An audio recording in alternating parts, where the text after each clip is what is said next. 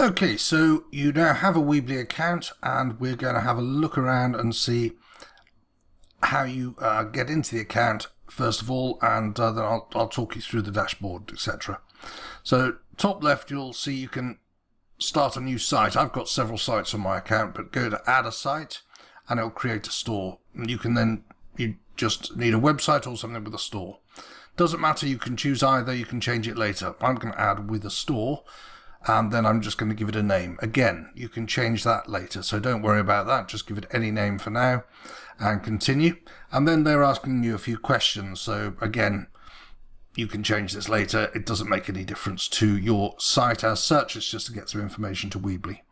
And then it asks for a store address. I would suggest you leave that blank, so skip that for now. We can do that later. And then it will start to build up your dashboard. And once you've got your dashboard, we can start to look around it and see what's next.